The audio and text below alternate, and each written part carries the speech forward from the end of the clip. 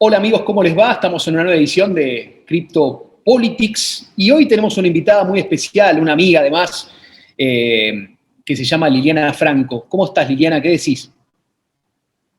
¿Qué tal? ¿Cómo están ustedes? Gracias por invitarme.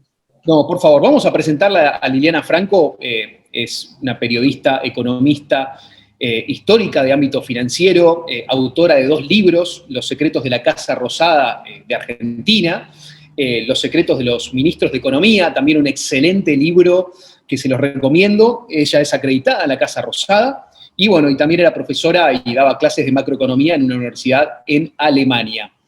Liliana, te quería preguntar antes que nada, porque nosotros siempre, todo lo que tiene que ver con la economía y las finanzas, bueno, siempre fue el pionero fue Julio Ramos, el fundador de Ámbito Financiero, y vos tuviste la posibilidad de trabajar con él, ¿no? Codo a codo. ¿Cómo era vos la única mujer trabajando entre tantos hombres en la finanza, ¿no? Una pionera en eso. Y prácticamente, porque además hay que decirlo, él era muy machista. Bueno, en esa época, viste, era habitual. O sea, los diarios en materia económica, mujeres éramos, pero me sobran los dedos, en general, no solo en ámbito. Y, sí. Pero Ramos era una persona, era periodista fundamentalmente, ¿no? Entonces tenía en el alma por la noticia, era muy creativo.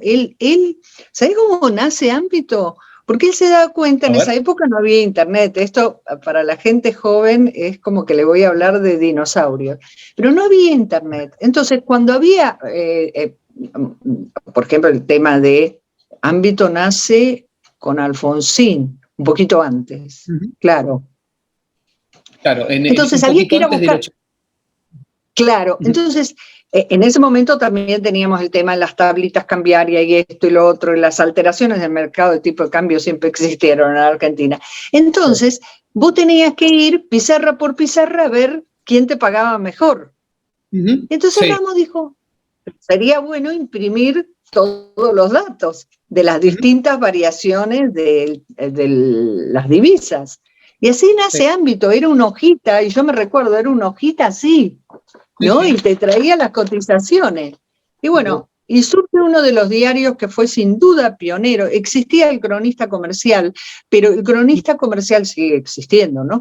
Pero era un diario más económico. Ámbito nace muy, por eso le ponen Ámbito Financiero, con una mirada bien en el sector financiero, en el mercado de divisas, en el tema de banca, ¿no? Después, luego, lógicamente, va abarcando otras áreas. Era un jefe magnífico, insoportable, pero aprendí, toneladas. O sea, él siempre me decía, usted no parece mujer. Esa era su forma de elogiarme. Era la forma de elogiarme. Y realmente amaba el periodismo. También otro gran maestro para mí fue Roberto García, el director, porque estaba Julio Ramos el dueño y el director general era Roberto García, del cual aprendí tantísimo también. Bueno, a Roberto lo puedo ver, ¿no? En el Canal 26, pero un maestro de periodista.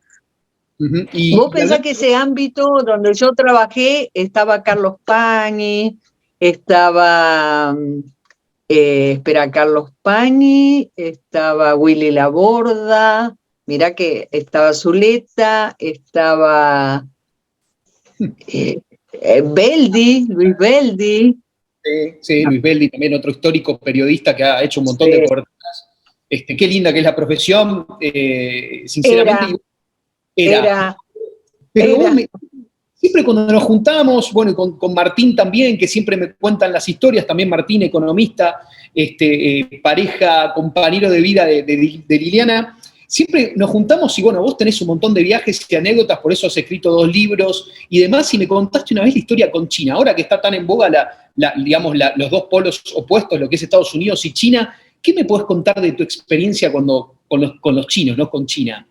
En materia económica. Bueno, vos sabés que yo tuve la suerte de viajar 3 veces a China. En realidad, una acompañando la gira, 2 veces acompañando a a Néstor Kirchner y otra, creo que fue un viaje con Debido, no me recuerdo bien.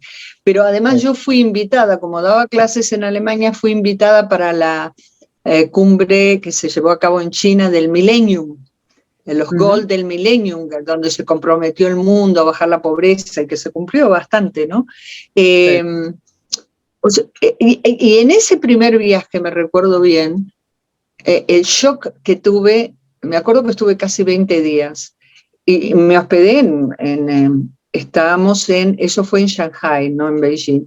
Y entonces, en el hotel que estaba, que no me acuerdo cómo se llamaba, enfrente había como un baldío. Cuando yo llegué, estaban construyendo, como si te dijera, el piso 2. Cuando me fui, superó el piso donde yo estaba, que estaba en el piso 26 o 27. Esos son los chinos, ¿no? O sea, vos sabés que yo me recuerdo que uno como siempre habla del crecimiento económico, ¿viste? De la dinámica, de la actividad. Y yo recuerdo que vi por primera vez cómo crece la actividad porque fue un ejemplo palpable. Claro, y la eficiencia, ¿no? Además, vos sabés que ellos utilizan bambú. Estoy hablando de una torre que yo me fui, estaba en el piso 26 o 27 y que seguía la torre. Sí. Y nosotros usamos caños y ellos usan bambú. Y me acuerdo ya ahí con el viaje de Néstor Kirchner que se celebró un convenio, que después, como siempre ocurre en este país, nunca prosperan las cosas, porque nosotros podemos producir bambú. De hecho, creo que en el norte, Formosa, ¿viste? Hay bambú. Pero los chinos te hacen todo con bambú, desde comer bambú, que es riquísimo, lo recomiendo, hasta muebles, caños, estructura, o sea, todas las estructuras que nosotros vemos de hierro cuando hacen los edificios, ellos lo hacen todo con bambú. Mira. Y vos sabés que nosotros, muebles, todo lo que vos quieras, o sea, creo que el bambú es algo que se puede utilizar, no quiero decir un número, pero es un montón las aplicaciones. Increíble. Y se había celebrado un convenio para desarrollar la producción de bambú para exportar. No pasó nada, como siempre en este país nunca pasó nada. Pero vos me contaste... Y te cuento otra más de China, ya que me preguntás. Se celebró con Néstor Kirchner un convenio porque los chinos no permiten que los chinos hagan turismo en cualquier lado. O sea, el gobierno chino celebra acuerdos con países para autorizar que viajen a tal o cual destino. Sí. Y Argentina firmó un acuerdo y China avaló que vengan los chinos. Nunca prosperó. ¿Por qué? Porque había que prever vuelos casi directos, no es directo por la extensión, pero sí, prácticamente, si hubiéramos vuelto a tener ¿te acordás que Aerolíneas iba vía Australia? Sí. Bueno, si hubiéramos tenido ese vuelo o prever charters, porque para que un chino venga acá te llenan un avión fácil. Y había una serie de requisitos, tener en cuenta algunas cuestiones culturales con los hoteles, por la comida. O sea, era una cosa... Y eso lo ibas a alimentar permanentemente porque los chinos tienen mucha plata. Hay una clase rica muy poderosa en China. Pero tenías que contemplar eso, que como para ellos son 2 días para venir. Son prácticamente 2 días. Entonces, son 4 en total. Entonces vos tenías que armarles un esquema de, bueno, vienen acá, están 2 días en Buenos Aires, qué sé yo, después se van o sea, armar un esquema para que... los lleves a las cataratas al sur, etc. Nunca se hizo. Otro ejemplo. Por citarte 2 oportunidades. Que no prosperaron y tantas oportunidades que, bueno, ya al final vamos a dejar para hablar de Argentina y su economía y su política, pero vos de China me decías que además tienen todo programado, ellos ya tenían tabulado cómo iban a ser los próximos 20, 50 y 100 años, ¿no? Claro, esa fue la anécdota donde, viste, cuando vos decís qué papelón recordás, me reúno con un economista del gobierno chino, ¿no? Y le pregunto, bueno, ¿cuáles son sus planes en el corto plazo? Sí, para los próximos, me dijo, 20 años, algo así, no me acuerdo bien. Y yo le digo, no, me refiero al corto plazo. 20 años con cara ya de fastidio, ni te cuento, creo que era algo así. No, 10 años era el corto plazo, 50 el mediano plazo y 100 el largo plazo.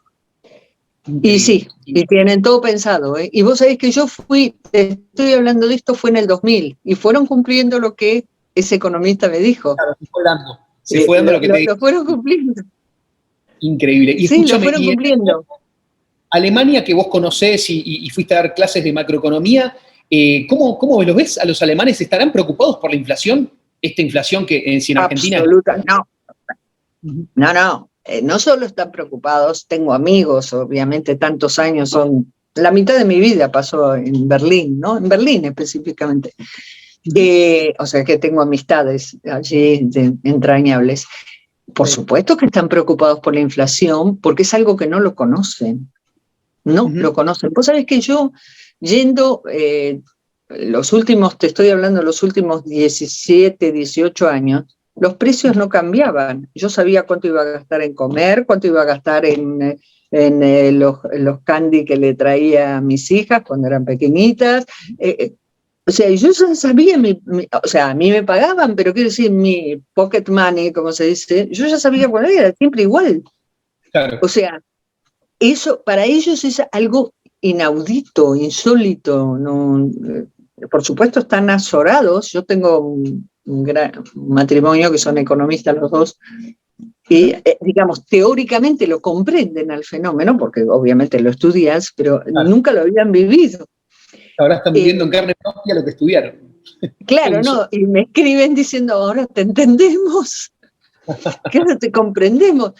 Porque yo les contaba, porque, por ejemplo, me decían, el año que viene vas a venir y te vas a quedar.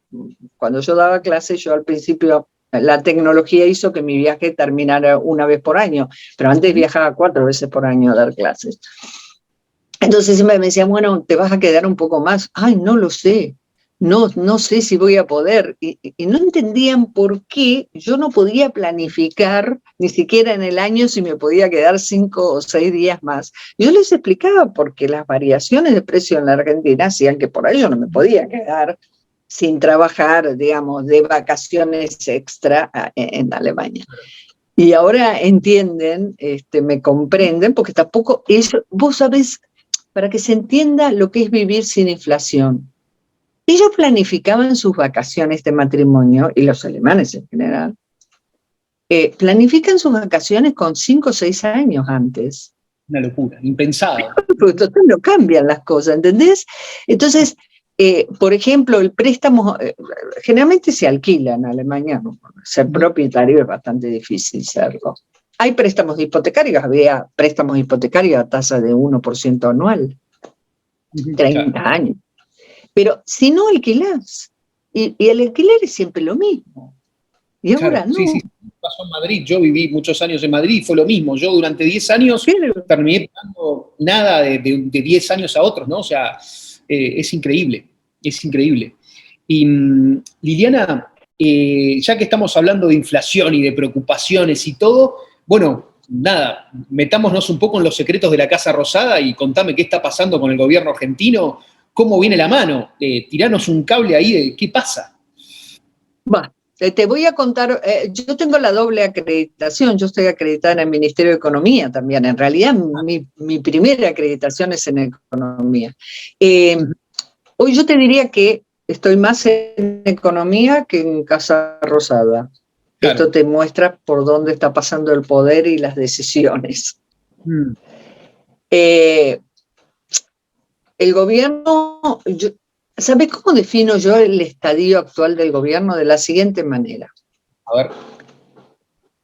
Para la Casa Rosada, y si querés el entorno del presidente, Argentina está en un barco transatlántico de lujo, o un lindo barco transatlántico de vacaciones. Sí. Para otros estamos en el Titanic. Pero yo me voy a salvar, yo voy a estar entre los, dentro de la política del gobierno estoy hablando, ¿ok? Y para otros, los menos, saben que están en el Titanic, se acuerdan que el Titanic chocó contra un iceberg y se hundió. Yo te diría que quienes tienen este nivel de conciencia, y en distintos niveles, no totalmente, es el Ministerio de Economía. Ellos son los más realistas. Con un nivel. Absolutamente. El equipo que tiene Massa es un equipo muy formado, muy bueno. He vuelto a tener gente que respete, te soy honesta. Sí. Diga, ay, qué interesante hablar.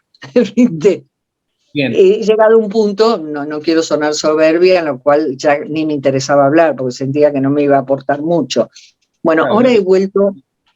ahora he vuelto a decir, bueno, qué interesante hablar con un Rubinstein, con un Marcuru, con un Clery, no que esté hablando todo el tiempo con ellos, estoy diciendo, la verdad, con esta gente se puede hablar, con un Mitchell, o sea, cada uno en su nivel rollón, en energía, por mencionarte, o sea, son gente preparada, más o menos cada uno, hay un equipo, vos ves un equipo, no es menor, lo que hemos llegado a tal punto que hoy rescato un equipo. Tal cual, has nombrado unos... hay un equipo económico y el fondo lo rescata. Fíjate vos a qué punto hemos llegado, que el fondo tiene que rescatar que Massa haya ido a hablar con equipo. Estamos todos locos. Hemos llegado a tener un ministro, Guzmán, me refiero, que creía que era Superman, porque iba solo, con Chodos, que nunca fue la función.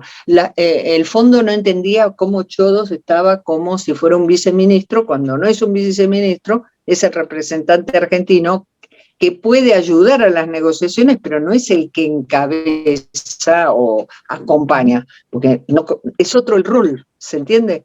Bueno, yo te diría que el nivel de conciencia que estamos a un paso de la hiper lo tienen muy pocos, me sobran los dedos. Yo te diría que Massa probablemente lo entiende, pero una cosa es entenderlo y otra es comprenderlo en toda su dimensión. Yo te diría que Cristina también tiene conciencia que esto está mal, que no vamos a terminar bien si seguimos así, pero tampoco tiene la comprensión como para bajarlo a tierra. Alberto directamente cree que él ha hecho un excelente gobierno y que si no anduvo mejor es por culpa de Cristina y es por culpa de la guerra y es por culpa de la pandemia. Que si no hubiera tenido esas tres cosas, o sea, Cristina, la pandemia, qué sé yo, pero todos los argentinos estaríamos votándolo a cuatro manos. Por eso él no quiere bajar las PASO. Pues él se ve como candidato. Bien. Entonces, te diría que el diagnóstico es correcto, está bueno tener un buen diagnóstico, porque por lo menos sabes qué tenés que hacer, pero tampoco va a ser fácil. Yo, si vos me decís, veo que está bien el equipo, o sea, jamás hubiera imaginado decir esto, pero me parece que en esta etapa es fundamental un ministro de las características de Massa, porque vos lo que vas a tener que hacer es negociar. Claro, un negociador. Negociar. Y es política la negociación, porque vos le tenés que decir a toda la política, empezando por los propios, muchachos, se acabó la joda, basta, no hay un peso, no, basta, no da para más, no, se acabó. Y no percibo esa misma conciencia en gobernadores, en intendentes. Siempre hay excepciones, pero ese es el escenario que hoy veo. Un escenario muy complicado, con una situación inédita que no se dio ni siquiera en el 2001, que es la sociedad ha perdido muchísimo el respeto a las instituciones, porque las instituciones como tales no han funcionado. Y el mejor ejemplo es lo que te pasó en el sur, lo que te está pasando en el sur. Está pasando actualmente con los mapuches y con toda esa revuelta que hay, que nadie los puede... O lo que te pasó con las fábricas de neumáticos. También. O lo que te pasó con la toma de un ministerio o de las escuelas también. Es como que hay una rebelión y con un contexto internacional también complicado, que también todo eso ayuda a que esto se fomente un poquito más. Y Liliana, por último, una pequeña reseña. Yo sé que no sos devota ni te gustan el tema de las criptomonedas. Tenemos que hacer una pequeña reseña quiero tu opinión, simplemente así rápida. A ver, ¿por qué yo no creo en las criptomonedas? Quizás por edad, además. Porque tengo una formación en la cual creo en aquello que puedo, o sea, el dólar. ¿Cuál es el sostén del dólar? La economía norteamericana. Puedo creerte en una canasta de monedas. Por ejemplo, en los derechos especiales de giro es la moneda del Fondo Monetario, pero está basada en una canasta de monedas. Claro. En su momento fue el patrón oro. Tengo una cabeza, una formación en la cual creo en lo que es un activo que puedo evaluar, que puedo seguir. Puedo creerte en una moneda que, vamos a decir cualquier disparate, una moneda que surja de importantes empresas y crean una criptomoneda. Porque yo me puedo, para ver el respaldo de esa moneda, agarro el balance de la empresa y hago la historia, puedo analizar. Me cuesta creer en lo abstracto. Ese es mi reparo con las criptomonedas. Entiendo que es un fenómeno que está creciendo a punto tal que el propio Fondo Monetario, que no las avala, pero está empezando a conversar este tema, no las avala, por los mismos basamentos que te estoy diciendo yo, como hay tantos economistas que tampoco las avalan. Pero también es un fenómeno que se está instalando. Yo, si me preguntas, creo que la discusión de la moneda, y sobre todo la moneda universal, es una discusión pendiente. Sí, tal cual. Hoy el mundo se basa en el dólar, ¿no es cierto? En su momento, Strauss-Kahn, que fue un director del Fondo Monetario, frente a la crisis de Lehman Brothers, en 2008, él planteó que era necesario discutir que la moneda universal, o sea, del mundo, no sea el dólar. Lo planteó con muchos basamentos por el tipo de problemas que genera en distintas balanzas comerciales de países, etcétera, etcétera, o la deuda, etcétera. Y él propuso que se abandone esto, dar la discusión, para pasar a utilizar los derechos especiales de giro, que es la moneda del Fondo Monetario. ¿Por qué proponía los derechos especiales de giro? Primero, porque tiene una administración. Segundo, porque está basada, la composición de los derechos especiales de giro está basada en las economías más fuertes o más importantes. Por eso China planteaba, ok, pero a mí me aumentás mi participación. Y es cierto, y puede ser ajustable, y es razonable que sea ajustable. A mí me parecía una buena iniciativa. ¿Cómo terminó la historia? Strauss-Kahn en algo que se ve, el hombre tenía sus debilidades, pero, oh casualidad, Estados Unidos hizo todo lo posible para que uno se entere con lujo de detalles de sus debilidades. En el propio Estados Unidos tienen sospecha de que, o sea, él tenía esa debilidad, claramente, no voy a negar que el señor era ligero de casco. Pero que fue todo también un ensañamiento muy grande sobre su persona. Exactamente. Bueno, Liliana, muchísimas gracias, clarísima toda la charla, te agradezco muchísimo este tiempo y bueno, esperemos que sigan los éxitos y esperemos que sigan los libros y te seguiremos viendo en la tele, leyéndote y bueno, muchas gracias por este tiempo. No, y me pueden seguir en mi Twitter. Ok, sigan el Twitter de Liliana Franco, ahí lo ponemos y luego también te vamos a robar tanto en Instagram como en Twitter, ¿ok? Bueno, muchísimas gracias, gracias a ustedes. Know that they ride or die. I keep boys by my seat. Know that they ride.